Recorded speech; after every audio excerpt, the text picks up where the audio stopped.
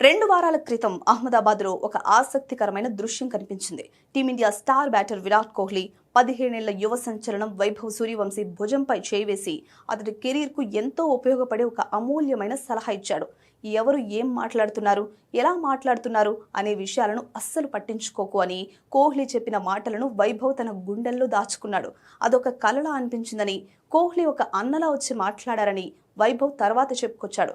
కానీ లంక వేదికగా శ్రీలంక ఏ జట్టుతో జరిగిన ఉత్కంఠభరితమైన మ్యాచ్లో మాత్రం వైభవ్ ఆ మాటలను కాస్త పక్కన పెట్టినట్లు కనిపించాడు. సూపర్ ఓవర్లో భారత్ ఓడిపోయిన బాధలో తలదించుకుని వెళ్తున్న వైభవ్ను లంక ఫీల్డర్ విషయన్ హలంబాగే ఏదో అనడంతో ఆగ్రహానికి గురైన వైభవ్ చేత్తో నెట్టేశాడు. కేవలం కొన్ని సెకండ్ల పాటు జరిగిన ఈ భౌతిక ఘర్షణ ఇప్పుడు క్రికెట్ ప్రపంచంలోనే హాట్ టాపిక్గా మారింది.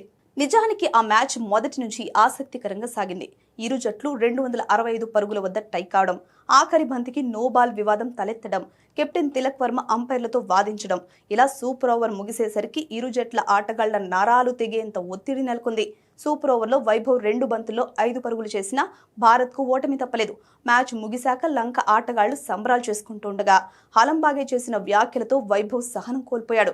అయితే వైభవ్ మైదానంలో ఇలా ప్రవర్తించడం ఇదే మొదటిసారి కాదు.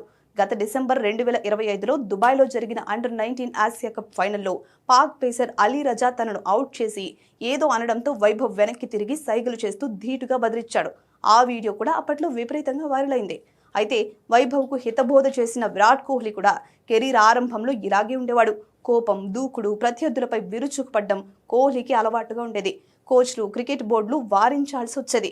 కానీ తర్వాత కోహ్లీ ఆ కోపాన్ని, ఫైర్ను వృధా చేయకుండా తన బ్యాటింగ్పై, ఫిట్నెస్పై మళ్లించాడు. అదే అతడిని ప్రపంచ అత్యుత్తమ బ్యాటర్గా మార్చింది.